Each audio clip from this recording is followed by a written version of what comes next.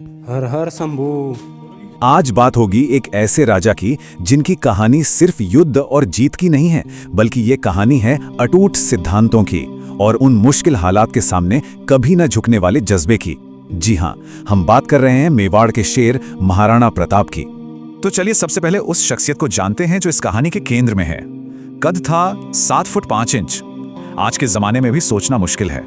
और इस विशाल कद के साथ था लगभग 110 किलो का वजन। ये सिर्फ आंकड़े नहीं हैं, ये उस जमाने में एक योद्धा की बेमिसाल ताकत और मौजूदगी का सबूत थे। और जरा सोचिए उस ताकत के बारे में जो 80 किलो का भाला उठाने और चलाने के लिए चाहिए होगी। ये कोई मामूली हथियार नहीं था, ये युद्ध के मैदान में महाराणा प्रताप का ही एक हिस्सा था। तो प्रताप के जीवन का जो सबसे बड़ा संघर्ष था वो तब शुरू हुआ जब उस वक्त के सबसे शक्तिशाली मुगल सम्राट अकबर ने उनके सामने एक प्रस्ताव रखा, एक ऐसा प्रस्ताव जिसने इतिहास का रुख तय कर दिया। यहाँ दो दुनियाओं, दो विचारधाराओं का सीधा टकराव था। एक तरफ था आधे हिंदुस्तान पर राज करने का एक बहुत बड़ा ऑफर, और दूसरी तरफ थी अपनी आजादी और अपनी मिट्टी से मोहब्बत। प्रताप का जवाब बिल्कुल साफ था, मेवाड़ की संप्रभुता का कोई मोल नहीं। अब जरा इस फर्क को देखिए, एक तरफ प्रताप के 20,000 सैनिक तो दूसरी तरफ अकबर की 85,000 की विशाल सेना। यह सिर्फ गिनती का खेल नहीं था, यह एक ऐसी चुनौती थी जो लगभग नामुमकिन लगती थी। लेकिन प्रताप इस जंग में अकेले नहीं थे। उनकी असली ताकत थी वफादारी के उन मजबूत रिश्तों में जो युद्ध की आग में तप कर बने थे। और कमाल की बात यह है कि यह वफादारी सिर्फ इंसानों तक ही सीमित नहीं थी। प्रताप के घोड़े चेतक की कहानी तो हम सबने सुनी है।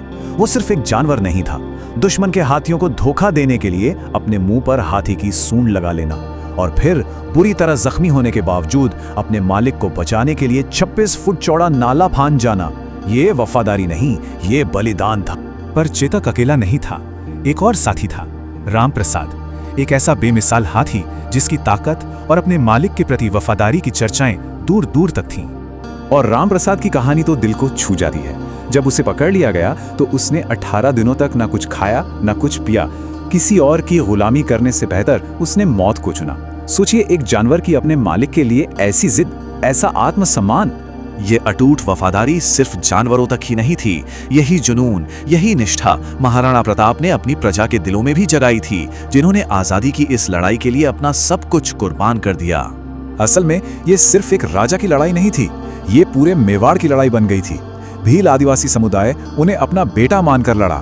गाड़िया लोहारों ने अपने घर बार छोड़ दिए ताकि वो जंगलों में रहकर प्रताप की सेना के लिए हथियार बना सकें। और ये एकता आज भी मेवाड़ के राज चिन्ह में जिंदा है। इसके बाद शुरू हुआ वो दौर जब प्रताप ने महलों की जिंदगी छोड़ दी। ये मुश्किलों से भरा मगर हिम्मत और उसूलों पर अड़े रहने का एक लंबा सफर था, जिसने उनके संघर्ष को एक नई पहचान दी। तो 20 साल तक जंगलों में रहना, हर सुख को त्याग देना, इस लंबे संघर्ष का नतीजा क्या निकला? नतीजा था एक हैरान कर देने वाली कामयाबी। अपने देहांत से पहले महाराणा प्रताप ने अपने मेवाड़ का 85% हिस्सा वापस जीत लिया था। तो फिर महाराणा प्रताप की विरासत क्या है? ये सिर्फ इतिहास की किताबों में दर्ज एक कहानी नहीं है, ये एक ऐसी भावना है, एक ऐसा जज्बा है जो आज भी अमर है। इस संघर्ष की गूंज सदियों तक सुनाई देती रही। कहते हैं कि उनके सबसे बड़े दुश्मन सम्राट अकबर भी उनकी मौत की खबर सुनकर रो पड़े थे। ये उनके लिए एक दुश्मन का सम्मान था।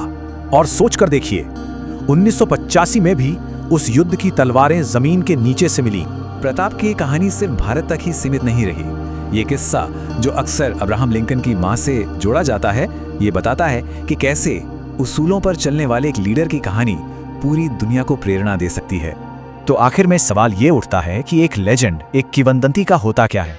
क्या वो बस एक गुजरे जमाने की कहानी बनकर रह जाती है? शायद इसका सबसे अच्छा जवाब खुद प्रताप के सबसे बड़े प्रतिद्वंदी अकबर के शब्दों में ही है। राम प्रसाद की मौत पर कहे गए उनके ये शब्द प्रताप के उस कभी ना झुकने वाले जज्बे को पूरी तरह बयां करते हैं। एक ऐसा जज्बा जिसे ना कोई झुका सका ना मिटा सका।